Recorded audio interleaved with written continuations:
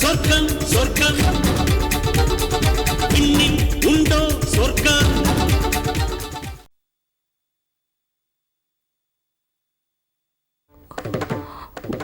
உன் வயிற்றுல வரப்போற குழந்தை உனக்கு வேண்டாம்மா. அதை அழிச்சிடு.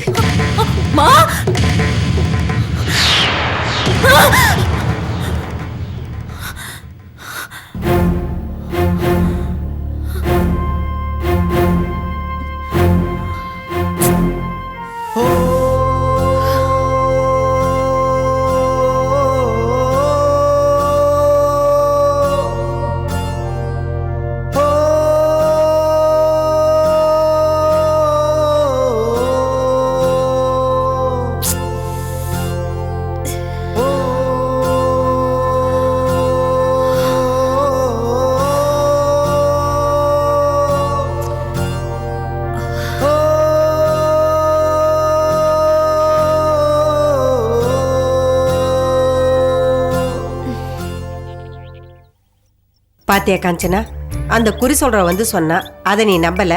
உங்க அம்மாவே வந்து உன் கனவுல சொல்லிருக்கா. இதுக்கு என்ன அர்த்தம்? அட போங்க மணி, நான் பாட்டுக்கு சிவனேன்னு இருந்தேன். ஒரு சகப்பியை கூட்டிட்டு வந்து எனக்கு குழப்பி விட்டுட்டீங்க. அது முதல் நாள் அது வந்து என்கிட்ட சொல்லிட்டு போச்சு இல்லையா, அது மனசுல பதிஞ்சு போச்சு. அதான் கனவா வந்திருக்கோம்.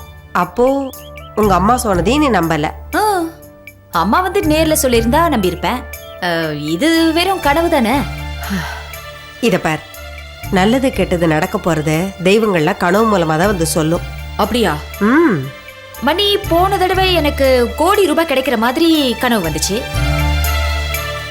பணம் கிடைச்சிருமா? பட்ஜெட் ரெடி பண்ணிட்டா?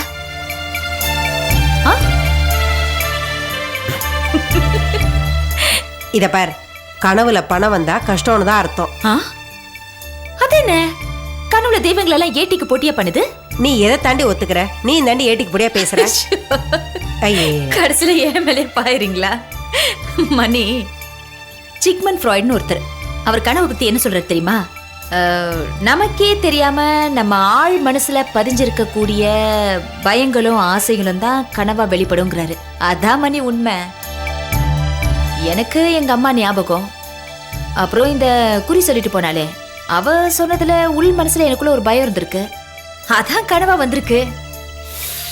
எனக்கு ஒன்னும் ஆகாது, பயப்படாதீங்க மண்ணி. என்னமோ காஞ்சனா, நோக்கு ஒன்னும் ஆகாம இருந்தா சந்தோஷம்தான்.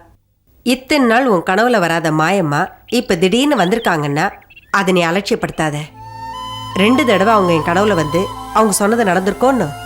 சரி விடுங்க, பாத்துக்கலாம். மணி, அந்த பொம்பளை எனக்கு ஆம்பளை குழந்தை பொறுக்குன்னு சொன்னா பாருங்க, அத மட்டும் மனசுல நினைச்சு சந்தோஷப்பட்டுக்கிறேன். மத்தவங்க கிட்ட இருந்து எப்பவுமே நம்ம நல்லதுதான் எடுத்துக்கணும் மண்ணி. அவ எது கெட்டதுன்னு சொன்னாலும் அதை போய் நீ நல்லதுன்னு எடுத்துட்டு இருக்கியே, அதை நினைச்சாதான் எனக்கு கவலையா இருக்கு. ஒன்னும் கவலைப்படாதீங்க, யாம இருக்க பயமேன். வாங்க போலாம்.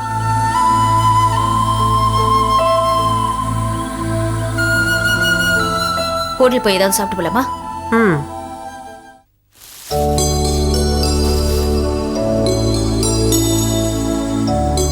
எதுக்குக்கா இவ்ளோ பழம் வாங்கிட்டு வந்திருக்கீங்க? இதெல்லாம் சாப்பிட்டா குழந்தைக்கு நல்லது. அக்கா, இந்த ஏர் கூலர் தான்க்கா உடம்புக்கு ஒத்துக்கவே இல்லை. நைட் ரொம்ப சில்லுன்னு இருக்கு.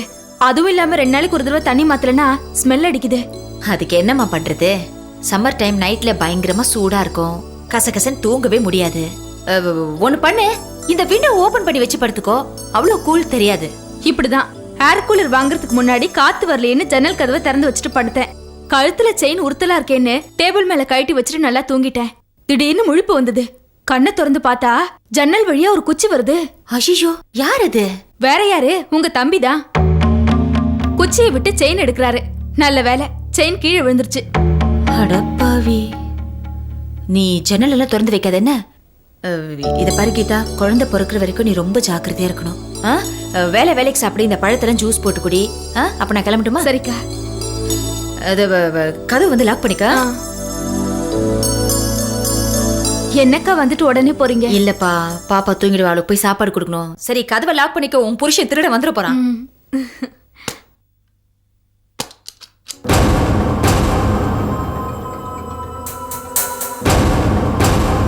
என்ன என்ன இதெல்லாம் உன் வேலை தானே? எது திறந்திருக்கிற ஜன்னல்ல குச்சி நீட்டி பொண்டாட்டி நகை திருடுறதா? ஏய் தேவையில்லாத பேச்செல்லாம் பேசாத. கீதாவை கெட்ட வழி கூட்டு போறதே நீ தானே? ஐயோ, அவ்வளோ அக்கறை இருந்தா நீ நல்ல வழியில கூட்டிட்டு போ. முடியாதுல்ல? அப்படி பேசாம காவலுக்கு போய் உட்காரு. இத பார், என்னப்பா அவ உன் பேச்சை கேட்டு ஆறாளேங்கிற திமிர்ல பேசாத. நீ ஒழுங்கா இருந்தா அவன் ஏன் இப்படி நடந்துக்கிறா? அதை பத்தி நீ கேட்காத. உன்னாலே ஒரு நாள் நான் கொலைகாரன் போறேன். அதான் அவன் வயித்துல இருந்த குழந்தைய நீ கொன்னுட்டியே. இதுக்கு மேல நீ புதுசா கொலைக்காரன் ஆகணுமா? ஏய், அது என் குழந்தை, நான் என்ன வேணா செய்வேன். ஆனா கீதா வயித்துல இப்ப வளருதே, அது என் குழந்தை இல்ல. தெரியுமே. அப்ப கீதா வயித்துல வளர்ற கருவுக்கு யார் காரணம்னு உனக்கு தெரியும்? நல்லா தெரியும். யார் அவன்? உன்னை விட ரொம்ப நல்லவன். யார் அந்த அயோக்கியன்? அத மட்டும் சொல்ல மாட்டேன். ஏய், குழந்தை உருவான நேரம் வசதி வந்துருச்சுல, அதை நினைச்சு சந்தோஷப்படு. வரட்டா?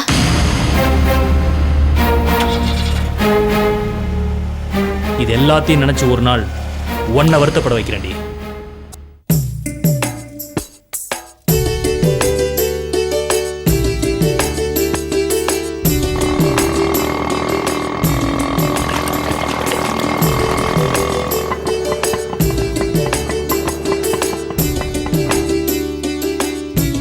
கொஞ்சம் வெயிட் பண்ணுப்பா.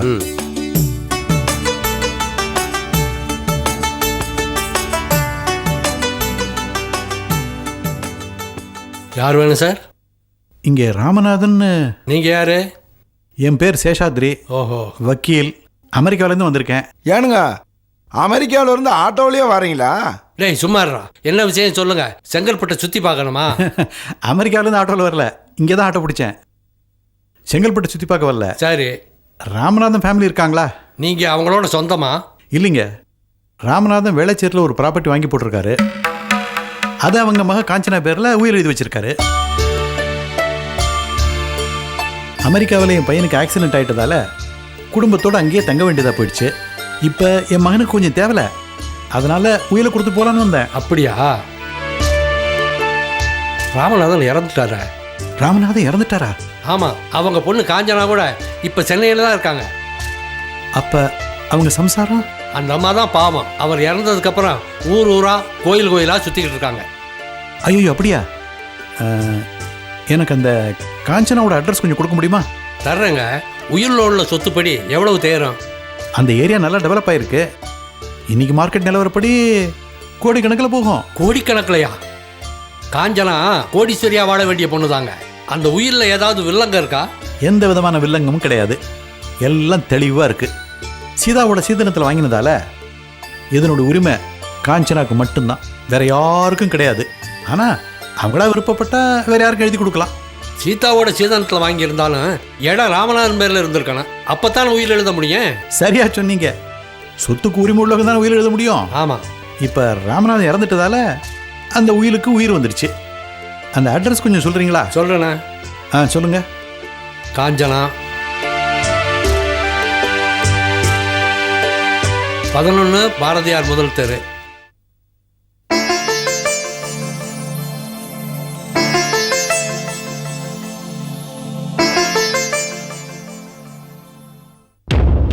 வாங்க.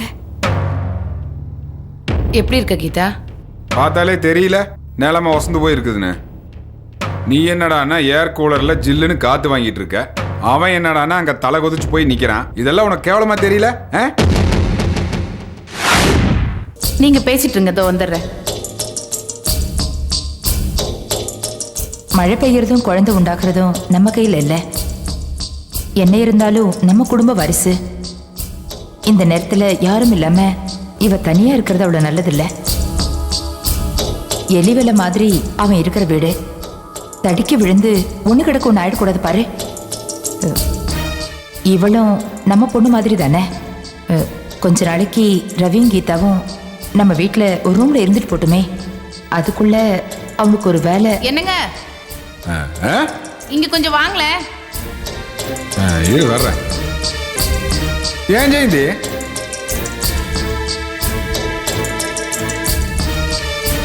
பெத்தவங்களுக்கே பாரமா இருக்க கூடாதுன்னு வசதியான வீட்டை விட்டு வெளியே வந்தவனா மத்தவங்களுக்கு பாரமா இருக்கிறது எனக்கு பிடிக்காது. என்ன யோசிக்கிற? செல்வாக்கு வந்தா கண்ணுதான் தெரியாதும்பாங்க. உனக்கு காது மடைச்சு போச்சு. புதுசா வசதி வந்தோன்னே புருஷனைய மறந்துட்டு போல இருக்கு. இப்ப எங்க வந்தீங்க? என் பொண்டாட்டி பண்றது சரியில்லை, வந்து மத்தியஸ்தம் பண்ணுங்கன்னு உங்க தம்பி சொன்னாரா? அவர் கேக்குறதுலயோ கோவப்படுறதுலயோ என்ன தப்பு இருக்கு? 4 மாசமா வெளியில் படுத்திருக்காராம். எப்ப குழந்தை உருவாச்சுன்னு கேக்குறாரு. நான் ஒன்னும் அவர் மூலமா தான் குழந்தை உருவாச்சுன்னு போய் சொல்லலையே. அப்போ உன் வயத்துல வளர்ற குழந்தைக்கு அவருக்கும் இந்த குழந்தைக்கும் எந்த சம்பந்தமும் இல்ல. இந்த குழந்தை நல்ல குடும்பத்தை சேர்ந்த நேர்மையான மனுஷனுக்கு சொந்தமான குழந்தை. கீதா, என்ன பேசுற? இப்படி பேசுறதுக்கு உனக்கு வெக்கமா இல்ல? டேய், இங்க என்ன நடக்குது? இது என்ன குடும்பமா வேற ஏதாவதா? யார் அந்த அயோக்கிய? அவர் யாருன்னு உங்ககிட்ட சொல்ல வேண்டிய அவசியம் எனக்கு இல்ல. அப்ப நீ எப்படி வேணாலும் தெரியவே, அதை யாரும் கேட்க கூடாதுங்கறியா? ஆமா, நான் என் புருஷனையே கேள்வி கேட்க கூடாதுன்னு சொல்லியிருக்கேன். அப்புறம் நீங்க என்ன? டேய், என்ன திமிரா பேசிட்டு இருக்க? யார்கிட்ட பேசுறங்கிறது யோசிச்சு பேசாமா? என்னங்க, கொஞ்சம் பொறுமையா இருங்க. என்ன கீதா இது? அப்ப நீ என்ன வேணா செய்வ? உன்னை வந்து எதுவும் கேட்க கூடாது, உன் வீட்டுக்கு வரக்கூடாதுன்னு சொல்றியா? எப்ப வேணா வாங்க. நான் குடிக்கிற காஃபில நீங்களும் கொஞ்சம் குடிக்கலாம். நான் சாப்பிடுற டைம்ல வந்தீங்கன்னா இருக்கிறதுல ஆளு கொஞ்சமா சாப்பிடலாம். மத்தபடி என் விஷயத்துல எல்லாம் தலையிட வேணாம். என் தம்பி குடும்பத்துல ஒரு பிரச்சனைனா அதை நான் விசாரிக்க வரக்கூடாதா?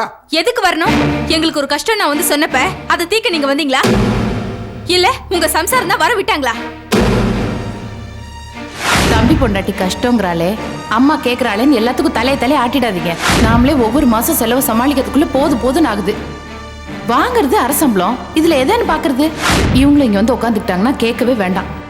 செஞ்சு கெட்ட பேர் வாங்குறதுக்கு பதிலா செய்யாமலே கெட்ட பேர் வந்தா பரவாயில்ல. இதெல்லாம் உங்க அம்மாக்கு சொன்னா புரியாது, ஏதாவது சொல்லி சமாளிங்க. அப்போ எங்களுக்கு எந்த உரிமையும் இல்லைங்கிறியா? என் கஷ்டத்துல நீங்க பங்கு எடுத்திருந்தீங்கன்னா உரிமையோட கேள்வி கேட்கலாம். என்னோட குடும்ப கஷ்டத்துக்காக தான் நான் இந்த முடிவுக்கு வந்தேன். உங்களால செய்ய முடியாத உதவிய இந்த குழந்தை எனக்கு செஞ்சது. அறிவு இருக்கா உனக்கு? குடும்ப கஷ்டத்துக்காக என்ன தப்பு வேணா செஞ்சிருவியா? இது சொல்றதுக்கு உனக்கு கூச்சமா இல்ல? இந்த விஷயம் வெளியில் 4 பேருக்கு தெரிஞ்சா நம்ம குடும்பத்துக்கு எவ்வளவு பெரிய அவமானம். இதெல்லாம் அந்த காஞ்சனா சொல்லி கொடுத்தது. நம்ம குடும்பத்துக்கு எடுக்கிறதுக்காக ஒவ்வொன்னு திட்டம் போட்டு பண்ணிட்டு இருக்கா. நீ அவளை நம்பிட்டு அவ சொல்படி கேட்டுட்டு இருக்க. இந்த கன்றாவியல நம்ம காதால கேட்க வேண்டியதா இருக்கு. நீங்க எதுக்கு வீணா கவலைப்படுறீங்க? நீங்க உங்க வழியை பார்த்துட்டு போங்க. காஞ்சனா அக்கா எனக்கு உதவிதான் பண்றாங்க. அனாவசியமா அவங்கள பத்தி யாரும் தப்பா பேச வேண்டாம். ஓஹோ, உன் புருஷ சொந்தத்தை விட அவ சொந்தம் தான் உனக்கு பெருசா போச்சா?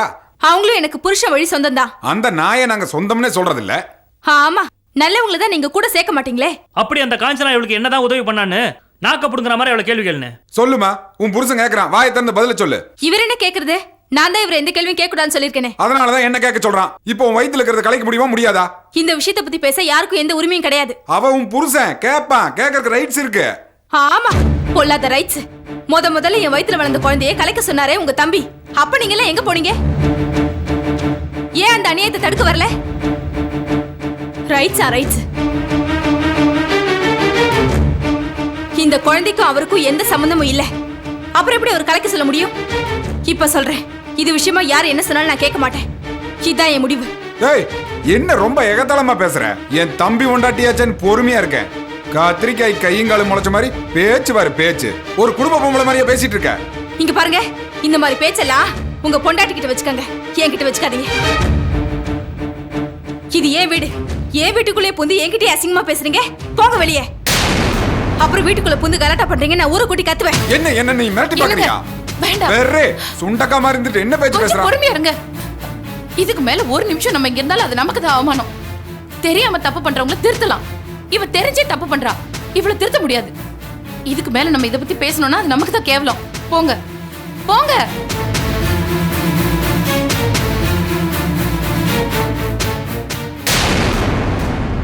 இப்போ உனக்கு திருப்தி தான்டா. நீ வாங்கி கட்டிக்கிறது பத்தாதுன்னு எங்களுக்கு ஒரு பங்கு கொடுக்கறதுக்காக வர சொன்னியா? இல்லண்ணா, அப்படி இல்லண்ணா. சும்மாறா. நீ பண்ணின காரியத்தினால தான் இப்படி எல்லாம் நடந்திருக்கு. நீ மட்டும் அவளுக்கு ஒழுங்கான லட்சணமான புருஷனா இருந்தா இப்படி நடந்திருக்க மாடா.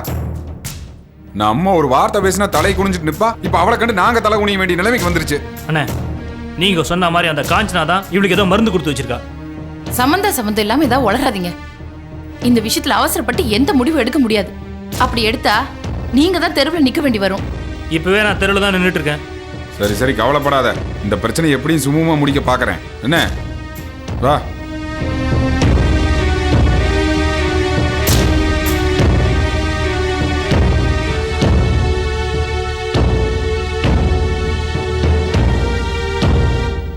எனக்கே ஏன்டா போகணும்னு ஆயிடுச்சு. அப்படி பேசிட்டாத்த. அவ அந்த அளவுக்கு பேசுவான்னு எனக்கு நல்லாவே தெரியும். அதனாலதான் நான் வரத்துக்கே யோசிச்சேன். மூத்த மருமக நீ போனா ஏதோ கொஞ்சம் ஒழுங்கா பேசுவான் தான் ஒன்னு அனுப்பிச்சேன். அவ யார் என்னன்னு தெரியாம இந்த அளவுக்கு பேசுறான்னா அந்த காஞ்சனா அவளை எந்த அளவுக்கு ஏத்தி விட்டுருப்பான்னு பாரு. ஆடா அவ ஏத்தி விட்டது விடுமா. இந்த கீதாவும் கிட்டத்தட்ட அந்த காஞ்சனா மாதிரி தான் ஆயிட்டா. ஆரம்பத்திலேயே அவளை கண்டிச்சு வைக்கணும். இல்லன்னா காலம் பூரா அவகிட்டையும் போராடிட்டு இருக்க வேண்டியதுதான். அதை விடுறா, என்ன கண்டிக்கிறது? கண்டிக்கிற மாதிரியான காரியத்தை அவ பண்ணிட்டு வந்திருக்கா. நம்ம குடும்பத்தோட மானத்தையே குழி தோண்டி புதைச்சிட்டாளே. நாளைக்கு நம்மளை பார்த்து 4 பேர் சிரிக்க மாட்டாங்க. அதை பார்த்துட்டு சும்மா இருக்க சொல்றியா? எனக்கே அவ பேசுனதை கேட்டு சும்மா இருக்க முடியல. என்ன பண்றது? கட்டினவனே கதி கலங்கி நிக்கிறானே. இவ இதுக்கட கதி கலங்கி நிக்கணும். இப்படி கேடு கட்ட ஒரு மருமக நம்ம குடும்பத்துக்கு தேவையா? பேசாம வெட்டி விட்ட வேண்டியதானே? ஏமா என்னமோ நகத்தை வெட்டுற மாதிரி சொல்ற? அவ்வளவு சீக்கிரம் வெட்டி விட முடியுமாமா? பின்ன இவ பாட்டுக்கு இவ இஷ்டத்துக்கு எல்லாத்தையும் பண்ணுவா. ஏன் புள்ள வாட்ச்மேன் மாதிரி காவல் காத்து நிக்கணுமா? சரிம்மா, அந்த கீதா டைவர்ஸுக்கு சம்மதிச்சிட்டான்னு வச்சுக்க. ஜீவனாம்சம் கேட்டா ரவி எங்க போவான்? அவனே கட்டின தாலிக்கு கூலி வாங்கிட்டு பேச முடியாம நிக்கிறான். அந்த கீதா எவ்வளவு அமைதியா இருந்தா இப்ப நெஞ்ச நிமித்திட்டு நிக்கிறா. ஏதாவது அவ தில்லு முள்ளா கேஸ் கொடுத்தான்னு வச்சுக்க, அப்புறம் ரவி மட்டுமல்ல நீயும் நானும் எல்லாம் சேர்ந்து உள்ள போக வேண்டியதுதான். என்னடா சொல்ற? ஆமாமா, இந்த மாதிரி புள்ளைய பெத்ததே நீ தப்புங்கிற. வசதி வாய்ப்பெல்லாம் வந்த உடனே அப்படியே மாறிட்டாத்த. அவ மாறினதுனால தானே வசதி வாய்ப்பெல்லாம் வந்திருக்கு. தெரியுதல்ல, அவளுக்கு பிறகுற வசதிக்கு சுப்ரீம் கோர்ட் வரைக்கும் கூட போவா. அப்புறம் தம்பி கதி அதோ கதிதான். அதனால எதையும் பொறுத்து செய்யலாம். என்ன? ஆமாத்த, எல்லா விஷயத்திலயும் அவசரப்படுற இவரே இதுல பொறுமையா இருக்கலாம்னு சொல்றாருன்னா அது கரெக்டா தான் இருக்கும். அடியே, உன்னை முதல்ல வெட்டி விடணுண்டி. விடுவீங்க. நான் கோர்ட்டுக்கெல்லாம் போக மாட்டேன். அப்படியே குரவழி பிடிச்சு கடிச்சு கொதறிடுவேன். நீ செஞ்சாலும் செய்வேன். எப்பேற்பட்ட கைகாரி! ஓட்டம் பாரா ஓட்டம். ஏய்